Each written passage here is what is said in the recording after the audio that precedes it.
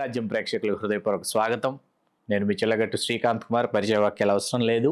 మళ్ళీ కొంత విరామం తర్వాత కొంతమంది ప్రముఖులతో వాళ్ళ అంతరంగాల్ని ఆవిష్కరించేటటువంటి దిశగా మీ ముందుకు రావాలని సంకల్పించాం.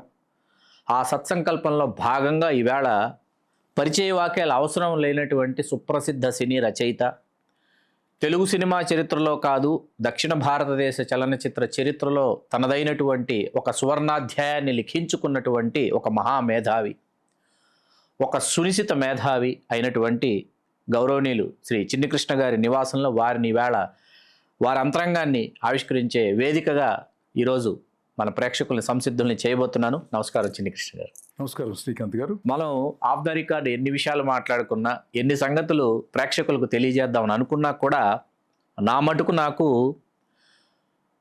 గురువు అంటే పేరు కాదు, గురువు అంటే వ్యక్తి కాదు, గురువు అంటే శరీరం కాదు, గురువు అంటే చైతన్యం అని ఒక మహానుభావుడు నాతో చెప్పాడు. గురు పరంపర లేకుండా, ఆ గురు శిష్యుల పరంపర లేకుండా, గురువుకి శుశ్రూష చేయకుండా ఏ శిష్యుడు తయారు కాలేడు. అలా మీరు ఒక ఇద్దరు గురువుల సాన్నిధ్యంలో, సాహచర్యంలో మీరు సాన పెట్టబడినటువంటి ఒక మేలిమి వజ్రం. ఎందుకంటే రచయిత అని చెప్పుకోవడానికి చాలా ధైర్యం కావాలి. అట్లాగే కళ్ళున్న ప్రతివాడు చూడగలడు, కాళ్ళున్న ప్రతివాడు నడవగలడు, కానీ చేతులున్న ప్రతివాడు రాయలేడు.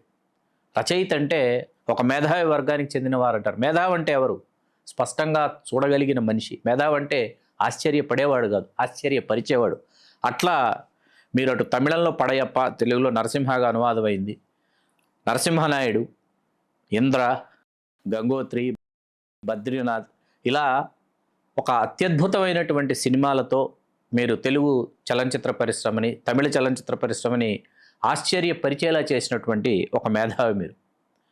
మీ ప్రయాణం ఎప్పుడు, ఎక్కడ, ఎలా ప్రారంభమైంది ఒకసారి మీ మాటల్లోనే వినాలనుంది. మీ గురువుల గురించి ముందుగా తెలుసుకోవాలనుంది.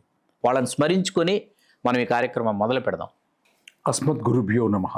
నాకు జీవిత పాఠాలు కొంతమంది, పాఠ్యపుస్తకాల్లో ఉన్నటువంటి పాఠాలు కొంతమంది, కానీ సినిమా పాఠాలు నేర్పించినటువంటి సుజాత రంగరాజన్ గారు నాకు నా తల్లిదండ్రులకి కంటే ముందని చెప్పాలి. ఎందుకంటే మనందరికీ జన్మనిచ్చేది తల్లిదండ్రులే. కానీ గురుర్ బ్రహ్మ గురుర్ విష్ణు గురుర్దేవో మహేశ్వర గురు సాక్షాత్ పరబ్రహ్మ తస్మై శ్రీ గురవే నమః అంటే భగవంతుడి కంటే కూడా గురువు గొప్ప, తల్లిదండ్రుల కంటే కూడా ముందే గురువుని పెట్టాలి అన్న శ్లోకంలో నుంచి సుజాత రంగరాజన్ గారి పరిచయం నా జీవితాన్ని సంపూర్ణంగా మలుపు తిప్పింది.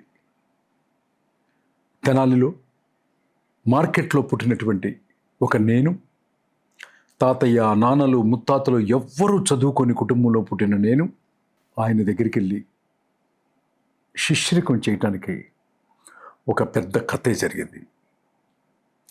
చెప్తే చాలా కామెడీగాను నవ్వుగాను ఉంటుంది. ఒక లారీ డ్రైవర్ మురుగునని మా తెనాలికి సరుకుల కోసం వచ్చేవాడు మార్కెట్లో. మాకు ఏకే వైన్స్ అని ఒకటి ఉండేదన్నమాట, మా తాతయ్య గారి పేరు మీద ఒక బార్ ఉండేది అట్లా. సో అక్కడికి వచ్చినటువంటి ఆ లారీ డ్రైవరు నన్ను చెన్నై పంపిద్దాము అనుకునే ఒక డిస్కషన్ టీంలో సినిమా ఇండస్ట్రీకి పంపించాలి. సినిమా ఇండస్ట్రీకి వెళ్తున్నాను. అది కొంతమంది నటించమని, కొంతమంది డైరెక్టర్ దగ్గరికి పంపించమని, కొంతమంది రకరకాలుగా డిస్కషన్ జరుగుతుంటే మా ఇంటి వెనకాలే కోటరామకృష్ణ గారి భార్య పద్మగారు ఇల్లు అనమాట. సో పద్మగారి ఇంటికి వెళ్తాము. ఓకే, కోటరామకృష్ణ గారి దగ్గర పనిచేయాలా, దాసన్ నారాయణరావు గారి దగ్గర పెట్టాలా, రాఘవేంద్రరావు గారి దగ్గర పెట్టాలా, కోదండరామరెడ్డి గారి దగ్గర పెట్టాలా, ఎక్కడ పెట్టాలి, ఎక్కడైతే నేర్చుకుంటాడు అనే ఒక చర్చ జరుగుతుంది. ఎవ్రీడే మీటింగ్ జరుగుతుంది అన్నమాట, డిబేట్ జరుగుతుంది ఆ వైన్ షాప్ దగ్గర కూర్చొని. ఆ లారీ డ్రైవర్ ఒక కుముదం మ్యాగజైన్ తీసుకొని వచ్చి, సార్ அவங்க யாரோ எனக்கு தெரியாதுங்க, ఇంత పైన మట్టం సుజాత గిట్ట అనుకుంటే, సుజాత అంటే హీరోయిన్ అనుకున్నారు అందరూ. ఆర్టిస్ట్ ఉన్నారు కదా, సుజాత గారు ఉన్నారు కదా. కానీ సుజాత రంగరాజన్ గారు అన్నది ఆ తాగుబోతు లారీ డ్రైవర్ మురుగన్ ఉద్దేశం. సో నేను వచ్చి ఆయన్ని ఎత్తుక్కుంటూ వెళ్ళి ఆయన దగ్గర జాయిన్ అయ్యాను. ఫస్ట్ నాకు ఆయన గురించి చెప్పినటువంటి ఆ లారీ డ్రైవర్ మురుగన్ విషయం ఫస్ట్ టైం నా జీవితంలో మీకే చెప్తున్నాను శ్రీకాంత్ గారు. మీ ఇంటర్వ్యూ ఇంతవరకు ఎవరికి చెప్పలేదు. ఎక్కడ చెప్పలేదు అనమాట. అంటే ఒక కార్యం, ఒక గైడెన్స్ భగవంతుడు ఎవరో ఒకరు రూపేణ, కార్యకారణ సంబంధం అంటారు. అది దాన్ని మురుగన్ అనే పేరులో పేర్లు ఉన్నటువంటి ఆ కుమారస్వామి ఏంటి, ఆయన రంగరాజన్ గారి దగ్గరికి నన్ను అట్లా డైవర్ట్ చేసి పంపించడం వల్ల నా జీవిత రూపురేఖలు కాదు, నా బ్రెయిన్లో ఉన్నటువంటి ఆలోచన విధానం మారిపోయి, ఆయన్ని కలిసిన తరువాత నేను రాసుకున్నటువంటి కథల్ని నా స్కూటర్ పెట్రోల్ తీసి తగలబెట్టేశాను, నాకేం తెలియదని. అంటే అంతకుముందు రాసుకుంటాం కదా, అవును. సినిమాలు చూసి సినిమాలు రాస్తాం, ఖైదీ చూసి ఇంకో ఖైదీ రాస్తాం, ఏంటి శంకరాభరణం చూసి ఇంకో శంకరాభరణం రాస్తాం. అట్లా కాపీ కొట్టే విధానం నుంచి, అనుకరణ విధానం నుంచి, ఇమిటేషన్ విధానం నుంచి రాసుకున్నటువంటి ఆ కథల్ని పెట్రోల్ పోసి తగలబెట్టేసేసి ఏమీ తెలియదు, సున్నా నుంచి స్టార్ట్ చేశాను. నాకు ఫస్ట్ ఆయన చెప్పిన క్లాస్ రోజా సినిమా. రోజా గురి దర్శాల్ అస్మద్ గురుభ్యో నమః. ఆ తర్వాత ఎవరి దగ్గరికి వెళ్ళారు? ఆ తర్వాత భాగ్యరాజ్ గారు, భాగ్యరాజ్ గారు అంటే అక్కడే ఉంటాం కాబట్టి హీరో సురేష్ గారి ద్వారా నాకు భాగ్యరాజ్ గారు పరిచయం అనమాట.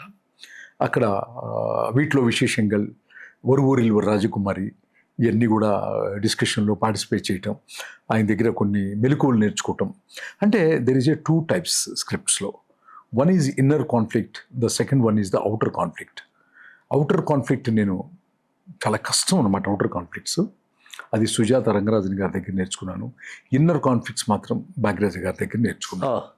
వాళ్ళిద్దరూ నాకు గురువులని చెప్పుకోవటం నాకు ఎంతో ఆనందంగా ఉంటుంది. మీరు చూసే ఉంటారు టేబుల్ మీద సుజాత రంగరాజన్ గారిది. నిత్యం ఆయనకి పూజ చేయకుండా భగవంతుడి కూడా నేను పూజ చెయ్యను. మీ గురువు గారికి పూజ చేస్తాను అంతే.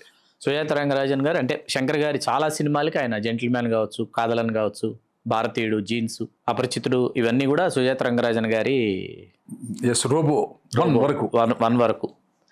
ఆ తర్వాత చిన్ని కృష్ణ అన్న మీ పేరు మొట్టమొదటిసారి మీరు తెర మీద ఎప్పుడు చూసుకున్నారు, ఏ సినిమాకు చూసుకున్నారు, ఆ విశేషాలు. చాలా సినిమాలకి గోస్ట్ రైటర్గా, చాలా సినిమాలు తమిళ సినిమాలకి గోస్ట్ రైటర్గా. తమిళే ఎక్కువ చేశారు? తమిళే. నాకు తెలుగు సినిమాలు తక్కువ చూశాను.